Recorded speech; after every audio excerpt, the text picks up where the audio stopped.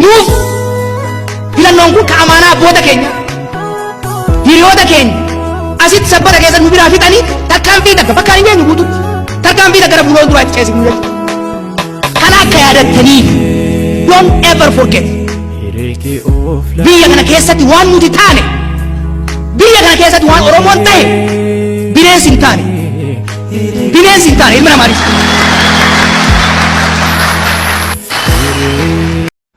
Abiy Ahmed kophaan kufu biyyatti paartii isaas biyya kanas naannoo kanas fuudheeti kan kufu koffisuudha. Abiy waan ta'eef miti abbaa fedhe haa ta'u bakka isaa sanitti. Kanaaf ummannis murnoonnis of eeggannoo godhuu qabanii innis immoo gommaa ofii akka of jalaa murre of eeggannaa dandeemu qaban jedha. Jiruun mi'eeffatina. Jiruu hin mi'eeffatina. Jiruun kabajaan qabne. Jiruun biyya ofiiti irratti haga fedhanillee yoo hiyyooman mataa ol qabatanii irra hin deemne jiruu miti. Jiruun biyya homaa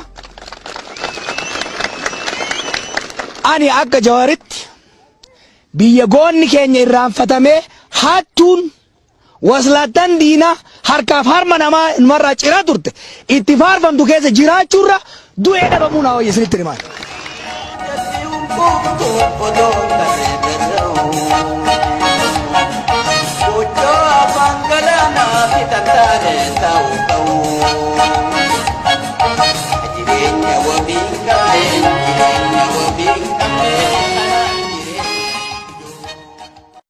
Yakka arra hojjetaniif itti gaafatamu.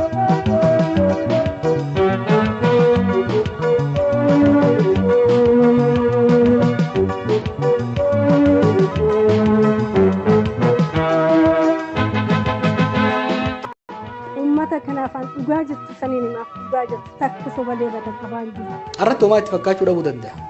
Waan tokko clear ta'uufii qaba warra arra ummata keenya irratti madaa geessisu. Nu lubbuun jiraachuu dhabuu dandeenya.